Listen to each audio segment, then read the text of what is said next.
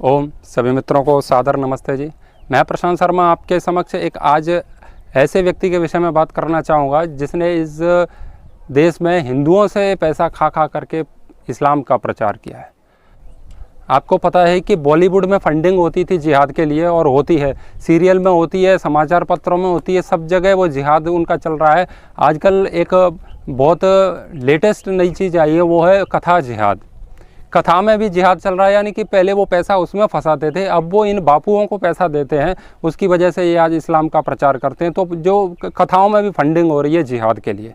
तो मोरारी बापू एक ऐसा मुसलमान जिसने खतना नहीं कराया लेकिन वो पूरा प्रचार करता है इस्लाम का।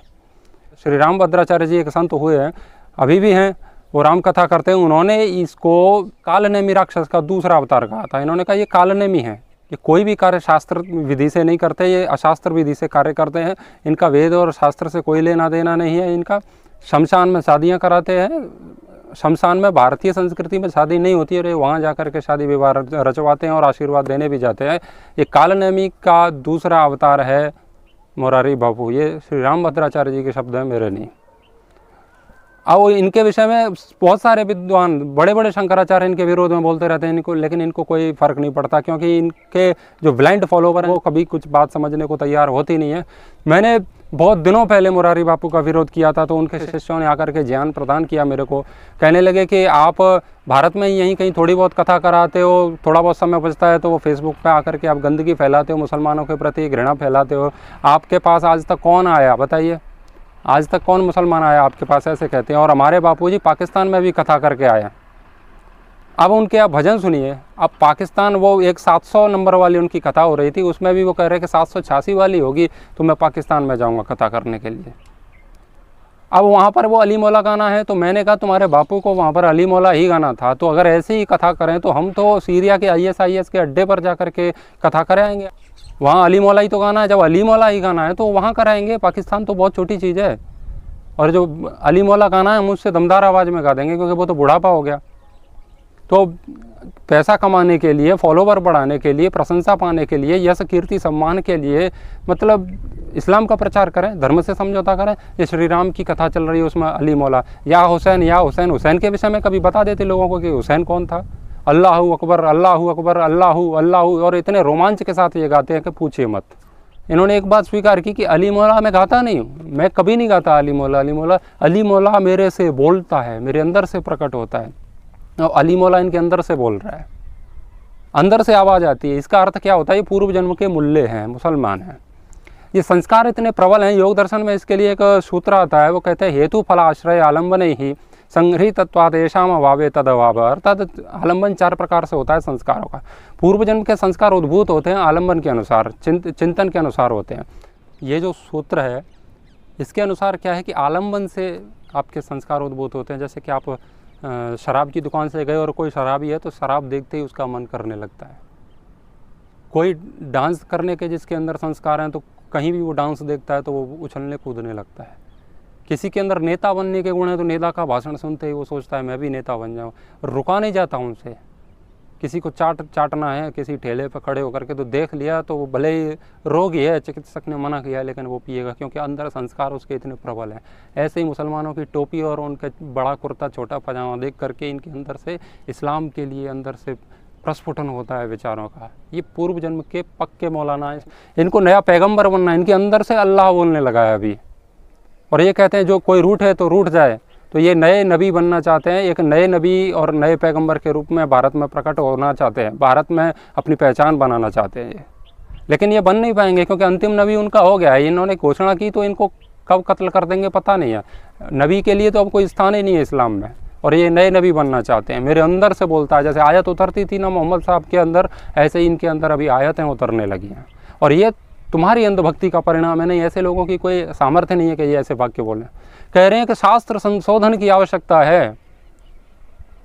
एक भजन गा रहे उसमें कह रहे शास्त्र संशोधन की आवश्यकता है, और मैं शिव के लिए बोलूँगा तो अल्लाह नाराज़ हो जाएगा, इसीलिए मुझे अल्लाह के लिए भी गाना पड़ता है। मुझे अल्लाह से लेना देना है, तुम लोग नाराज़ हो उससे कोई लेना देना नहीं है। ये तुम्हारे प्रिय बापू जी के शब्द हैं।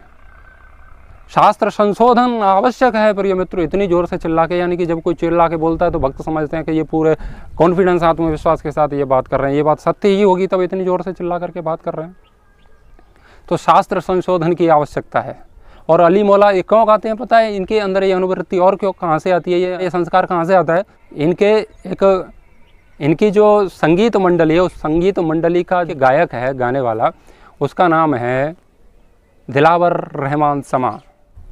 तो ये दिलावर रहमान समा जब अंदर से गाता है तो वो तो इस्लाम के प्रति गाता है, तो पूरी भक्ति के साथ। तो इनकी भी लय में लय और आवाज़ में आवाज़ मिला करके ये खूब बढ़िया से हुसैन की कव्वालियाँ और कव्वाली, शेर और शायरी, कसम चाहे ले लो खुदा की कसम, मतलब गाना भी ऐसा उठा के लाएंगे जिसमें खुदा की कसम ही खाएंगे, क्योंकि परमात्मा को तो बेच करके ये डकार गई है। पैसा तुमसे लेंगे, राम का पीछे चित्र लगाएंगे और चिल्लाएंगे अली मौला अली मौला अली मौला। शर्म के मारे डूब जाना चाहिए इनके भक्तों को, और उनकी वकालत करने के लिए और आ जाते हैं, हमें समझाते हैं कि तुम बापू के खिलाफ ऐसे मत बोलो। ये धर्म को बेचने का कार्य कर रहे हैं। मोहम्मद ने भी उसमें मिलावट नहीं कर पाई। जैसे मैक्स मुलर ने बहुत बड़े षड्यंत्र के साथ वेदों का ऐसा भाष्य किया जो आज भी देश में प्रचलित है, और उसी से मुसलमान हमें कहते हैं देखो उसमें ऐसा ऐसा लिखा है, क्योंकि महर्षि दयानंद सरस्वती का भाष्य हम पढ़ते नहीं। तो जो मैक्स मुलर ने किया उसी काम को करने जा रहे हैं आपके प्रिय मोरारी बापू जी। मोरारी बापू के बस में हो तो वो शास्त्र संशोधन करवा सकते हैं और उसमें अली मौला डाल सकते हैं, लेकिन संशोधन इधर चलेगा, वो संशोधन उसमें कुरान में वो कहीं भी श्री राम नहीं डलवा सकते। एक और कोई शंकराचार्य है, वो आज मैंने सुना उनको, वो कह रहे कि इस्लाम ही दुनिया का सबसे बड़ा धर्म है, इस्लाम को न मानने वाले तो डूब के मर जाएं। शंकराचार्य यानी नकली वाले। किसी भी टपोरी को उठा के ले आए, जाकर ना एक बगल में बैठा है तो एक टपोरी कोई झंडा उठा करके चल दिया, वो ध्वज और संदेशवाहक बन गए पूरे। वो कह रहे कि हमने वेद पढ़ा, शास्त्र पढ़ा, उसमें सब इस्लाम के लिए ये इतना कचरा सुन करके दिमाग खराब हो गया, रोंगटे खड़े हो गए। ये उन लोगों की वकालत कर रहे हैं, उस इस्लाम की वकालत कर रहे हैं जिन्होंने वीर बंदा वैरागी को मौत की घाट उतार दिया। ये उस इस्लाम की वकालत कर रहे हैं जिन्होंने हमारी हजारों लाखों महिलाओं को उठा करके उनका बलात्कार किया। करोड़ों हिंदुओं को जिन मुसलमानों ने काटा, उन मुसलमानों के पक्ष में बोलते हैं मोरारी बापू। और ये जिहाद, लव जिहाद के सबसे बड़े प्रचारक हैं भारत में। भारतीय कथाकार जितने भी हैं उनमें सबसे बड़े लव जिहाद के ये एक प्रोडक्ट के रूप में बेच रहे हैं लव जिहाद को। हिंदू मुस्लिम कुछ नहीं होता। एक चित्रलेखा और ये चिन्मयानंद बापू और न जाने कितने आपू बापू, एक वो आनंदमयी, इतने आनंद में होकर के अल्लाह गाती है और उसमें इतना संगीत डालती है कि संगीत की धुन में आप पागल हो जाओगे। आपको पता नहीं चलेगा कि अल्लाह गा रही है कि लल्ला गा रही है, अल्लाह ताला कुछ नहीं, सब प्रभु की भक्ति में चलने दो। और सुनने में आया कि मोरारी बापू की बेटियां भी लव जिहाद का शिकार हुई, इनके दामाद स्वयं मुसलमान हैं। इसका जैसे ही प्रमाण मिलेगा आपके समक्ष फिर इन बातों को प्रस्तुत किया जाएगा। अरे हम प्रिय बापू की भक्ति में डूबे हुए हैं, करोड़ों लोग उनके इतने फॉलोवर हैं और वो कहते हैं हमारे बापू के विषय में ऐसा मत बोलो। धर्म से बढ़कर के ना आपू है, ना बापू है, ना भाई है, कोई बाबा है, ना कोई साधु है, ना साध्वी है। धर्म से बढ़कर के कुछ नहीं है। और ये जिहादी कथा जब तक बंद नहीं होगी तो भारत का सत्यानाश, जब तक बंद नहीं होगी तब तक ये लव जिहाद का कार्यक्रम ऐसे ही निरंतर भारत में चलता रहेगा। इन लोगों के कारण से आज हिंदू धर्म को, सनातन धर्म को इतना नीचा देखना पड़ रहा है, क्योंकि ये ऐसे ऐसे वाक्य देते हैं कि वो मुसलमान उन्हीं बातों को लेकर के आपके ऊपर आक्षेप करते रहते हैं और उनका हमारे पास फिर कोई उत्तर नहीं होता। वो कहते हैं आपके धर्मगुरु ही ऐसा कहते हैं। अब बताओ, धर्मगुरु कह रहे हैं वेद में ही इस्लाम के लिए सब कुछ लिखा है, बताइए और क्या करोगे? ऐसे ऐसे लोग और कह रहे हैं कि आप, मोरारी बापू कह रहे हैं कि एक कथा आप मस्जिद में भी कराइए, रघुपति राघव राजा राम की धुन वहाँ भी गूंजनी चाहिए। चिल्लाता रहे, कोई नहीं सुनेगा। वो जैसे भी हैं वो अपने पिताजी की संतान है, जैसे भी हैं, आपकी तरह नहीं है। पूरा जीवन बीत जाएगा लेकिन कभी भी मस्जिद से नहीं बोल सकते हो आप, और जो करना है वो करो। और आप कहते हो, एक तर्क और दे रहे थे, वो कह रहे थे कि तुम्हारे भी तो कथाकार अपनी किसी मूर्ति रख लेते हैं और राम और कृष्ण दरबार पर यानी कि मंच के थोड़ा बाहर खड़े रहते हैं, उनको प्रवेश नहीं करने देते, और मुझे कहते हो कि तुम अली मौला लगाते हो। और पहले अपने लोगों को तो सुधारो। ये बिल्कुल वही बात हुई जैसे पुलिस इनको पकड़ने आए तो कहे उस चोर को भी तो पकड़ो, मेरे को बाद में पकड़ना। भाई चोरी तुम भी तो कर रहे हो। तो छोटे मोटे तो दूर की बात है, छोटे मोटे तो उनको तो 10, 50, 100 लोग सुन रहे होंगे, उनका भी इलाज होना, उपचार होना आवश्यक है। लेकिन तुम बड़े मगरमच्छ हो। इस देश में जितने भी कथाकार हैं तो ये 2-4 बड़े बड़े मगरमच्छ हैं, इनका बाइकआउट होना बहुत आवश्यक है।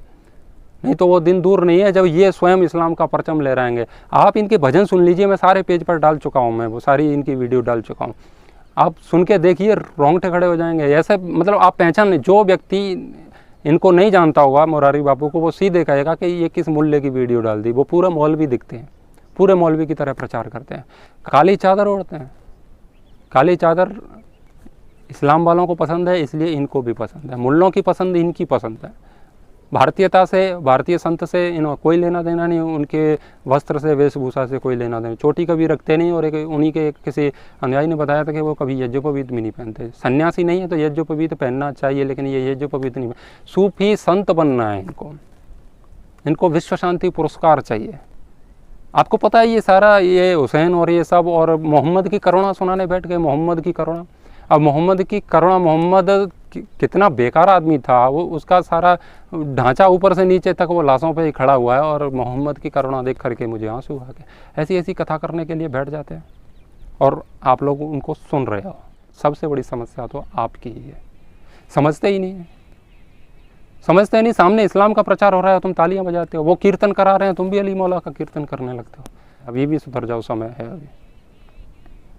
तो मोरारी बापू, इनको पैसा मिलता है मुसलमानों से, तो पैसे के लिए इन्होंने अपना पूरा धर्म बेच दिया है। और आपको लगता हो ये कालनेमी राक्षस हैं, जिनको पहचान पाना हनुमान जी जैसे लोगों का काम है। और आपको बताओ तब भी समझ में आ जाए, तब भी बड़ी बात है। अब शास्त्र में संशोधन की आवश्यकता क्यों है? क्या हमारे शास्त्रों में कोई कमी है जो हम परमात्मा तक नहीं पहुंच सकते अपने शास्त्रों से, अपने वेदों से? वेद में ही कहा है, आप पढ़ के देख लीजिए मोरारी बापू जी, वेद में कहा है। यजुर्वेद में देखिए परमात्मा क्या कहते हैं। ऋणवंतु विश्वे अमृतस्य पुत्राः आये धामानि दिव्यानि तस्थु। यजुर्वेद में कहा है कि हे मुमुक्षु, मोक्ष की कामना करने वाले लोगों, जैसे आपके पूर्वज जिस उपासना को करते हुए मोक्ष को प्राप्त हुए, आप भी उसी उपासना को कीजिए जिससे कि आप मोक्ष को प्राप्त कर सकें। और इसमें कोई संदेह मत कीजिए, परमात्मा कह रहा है, कोई डाउट नहीं करना है इसमें। जिस उपासना को वो करते करते मोक्ष तक पहुँचे, उसी मार्ग से आप भी मोक्ष तक पहुँचोगे, यानी कि प्रभु की प्राप्ति होगी। अब जिस मार्ग से वो चले गए, तो उस मार्ग में कहीं इस्लाम था क्या? वहाँ मोहम्मद और हुसैन थे क्या? प्रेम की परिभाषा तो हमारे ग्रंथों में बहुत सारी दी गई है, तुम प्रेम बोलते हो उसको। मोहब्बत ऐसे ऐसे शब्द बढ़िया से, एक नंबर के कब्बाल हो। तुलसीदास जी का रामचरितमानस लेके बैठ के, और कोई शस्त्र और शास्त्र की कोई बात नहीं करते, कुछ नहीं समझाते, बस वही तुम तो बस अली मौला लगाओ। तो ये बहुत बड़ा एजेंडा इस देश में चल रहा है, और भगवाधारी बहुत सारे लोग आ गए हैं स्वयं शंकराचार्य बन के अपने हिसाब से, उनका भी बहिष्कार होना चाहिए। मुरारी बापू जो भी करते हैं ना, ये इस्लाम और ये मोहब्बत, ये प्रेम, ये बीच के लोग हट जाओ, मुझे दुनिया का भय नहीं, ये सब ओशो से आया है। ओशो के बहुत बड़े फॉलोवर हैं, ये बहुत बड़े अनुयायी हैं उनके। जहाँ ओशो ने मोहम्मद को बड़े तरीके से धोया है, उनकी जहन्नुम और जन्नत और 72 हूरें और शराब की नदियाँ, उन सब का इतना मजाक उड़ाया है, वो सब इसने नहीं बताया है मुरारी बापू ने। ये नहीं बताएंगे आपको। इन्होंने वो लिया जिससे मुसलमान प्रसन्न होते हैं, और वहाँ से लेकर के ये बकवास, यानी कि राम कथा में ये ओशो का सिद्धांत आपको परोस रहे हैं, वो भी एक पक्ष जिसमें उसकी प्रशंसा है। जहाँ पर उनको बढ़िया से धोया है वो नहीं बताते ये। तो मुरारी बापू को बाइकआउट कीजिए, चित्रलेखा और चिन्मयानंद बापू। और इनका मुरारी बापू का काली चादर का रहस्य देखिए, आपको लगते हो ये कितने बड़े विद्वान हैं, और इनकी कथाओं में और ये बोलते भी हैं, संत का तो जीवन ही ऐसा है, तपस्या है, उनके एक एक शब्द में रहस्य होता है, उनकी एक एक क्रिया में रहस्य होता है। और रहस्य देखिए, तो एक बार स्वामी रामदेव जी ने इनको पूछा कि आप काली चादर क्यों ओढ़ते हो? कोई संत काली चादर नहीं ओढ़ता, आप क्यों ओढ़ते हो? तो उन्होंने कहा आपने पूछा है स्वामी जी, इसीलिए बता देता हूँ, मैं छोटे मोटे लोगों को इसका उत्तर नहीं देता। हम सुन रहे थे, मैंने कहा पता नहीं क्या उत्तर आएगा इसका। अब उत्तर आया तो बड़ा गजब का है, आप देखिए। हमने सोचा बहुत कुछ रहस्य होगा इसके पीछे, क्योंकि संत तो भगवा पहनते हैं या वैसे वस्त्र पहनते हैं, पीले भी पहनते हैं, लेकिन काली चादर तो कोई नहीं ओढ़ता। इसके पीछे कुछ न कुछ दिव्य रहस्य छुपे हुए होंगे। तो बोले कि अमावस्या की रात काली होती है, इसीलिए मैं काली चादर ओढ़ता हूँ। गाय भी काली होती है, इसीलिए मैं काली चादर ओढ़ता हूँ। मैं श्याम रंग यानी काला तिलक लगाता हूँ, इसीलिए भी काली चादर ओढ़ता हूँ। अब ये कौन सा तर्क है? रंग तो सभी होते हैं। अब आप मुझे पूछिए, आप श्वेत वस्त्र धारण क्यों करते हो? क्योंकि दूध श्वेत होता है, इसीलिए मैं श्वेत वस्त्र पहनता हूँ। क्योंकि तितलियाँ भी कुछ सफ़ेद होती हैं, इसीलिए मैं श्वेत वस्त्र पहनता हूँ। क्योंकि हंस भी श्वेत होता है, इसीलिए मैं श्वेत वस्त्र पहनता हूँ। क्योंकि बुजुर्गों के बाल श्वेत होते हैं, इसीलिए मैं श्वेत पहनता हूँ। अब उनके क्या क्या होते हैं, उससे इस कपड़े से क्या संबंध है, तुम्हारे वस्त्रों से क्या संबंध है? कारण और कार्य का कोई संबंध ही नहीं है। और रंग तो सभी होते हैं, आप ये पीछे देख रहे हैं, हरा रंग है वृक्ष। अब कोई मुसलमान हरा पहने तो क्या हरा क्यों पहनते हो कि सब नीम हरा होता है इसीलिए हम हरा, नीम तो हरा है तो है, उसका क्या, अरे रंग तो बहुत है दुनिया में, उसका संबंध क्या है, क्यों पहनना चाहिए वो बताओ। तो ये बेवकूफ़ियाँ थोप करके अपने पे बैठे हैं और वही मूर्खता आपके ऊपर थोप रहे हैं, और हम उसको बड़े आसानी से धारण करने का पूरा प्रयास कर रहे हैं कि बापू ने कहा है तो परम सत्य, मतलब कुछ भी कह दो कि पीपल के वृक्ष में अमरूद लग रहा है तो सत्य वचन महाराज, कुछ भी बुद्धि का ताला डाल दिया है हमने। जंग लगी हुई बुद्धि को थोड़ा सा जान के पेट्रोल से साफ कर लो, काम आएगा। नहीं तो वो दिन दूर नहीं है जब तुम्हारा भी खतना होगा, या नीचे से कटोगे या ऊपर से, फिर कहते रहना कि बापू ने धोखा दे दिया। कुछ नहीं होने वाला, फिर बापू तो आपसे पहले मुसलमान बन जाएंगे। बापू को कोई फ़र्क नहीं है, उनके तो दिल में, उनके तो हृदय में मोहम्मद और हुसैन वास करते हैं। लेकिन आप श्री राम चिल्लाते रहना, कुछ नहीं होगा। तो धर्म की रक्षा करनी है तो ऐसे लोगों को भगाओ, ये काले नमी राक्षस हैं, इनकी कथाओं में जाना बंद करो। चिन्मयानंद बापू की भी कथा परंपरा है, डम डम डिगा डिगा मौसम भीगा भीगा, और वो गा रहे थे या अल्लाह सूरत तेरी सुभान अल्लाह हाय अल्लाह।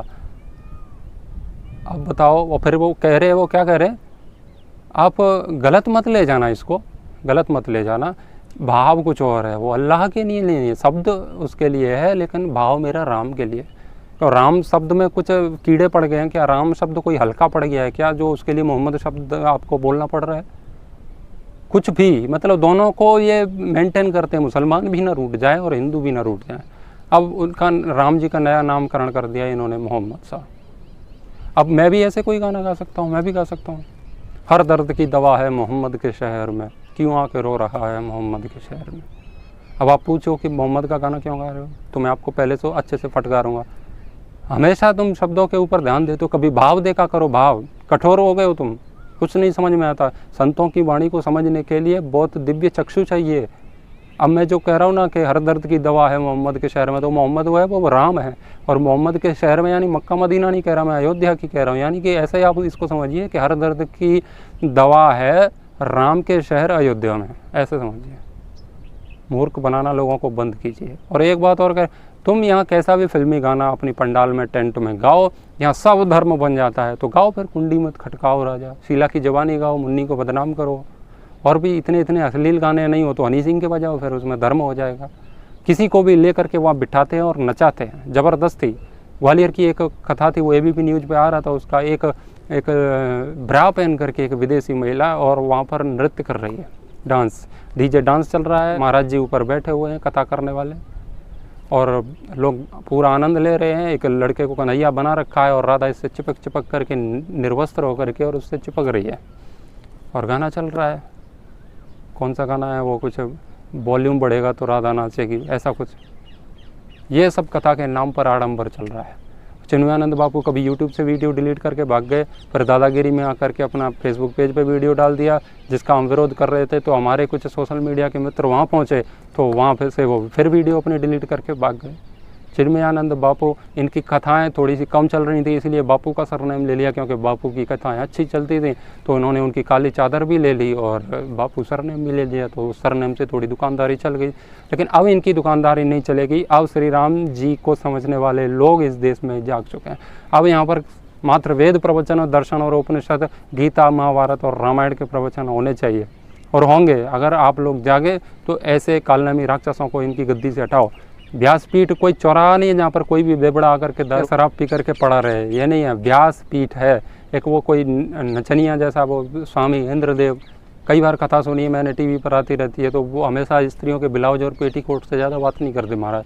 वो कहते हैं कि पति देव कुछ रुपया ब्लाउज में ठूंस दे पत्नी के तो पत्नी खुश हो जाती है। ये कृष्ण की कथाएं चल रही हैं और साड़ी ओढ़ के और वो मुरलियाँ बजा रहे हैं, मंच पे खड़े होकर के वो औरत वाला गाना गा रहे हैं और पूरा आप पहचान नहीं सकते कि ये स्त्री कथा कर रही है, पुरुष पूरा साड़ी में लपेट करके अपने आप को वो कथा गा रहे हैं। ऐसे ऐसे नचनियाँ और भाण हमने व्यासपीठ पर बिठा दिए, तभी से इस देश का सत्यानाश होना शुरू हो गया। अभी भी संभल जाइए, समय है, नहीं तो रोने के अलावा और कुछ बचेगा नहीं।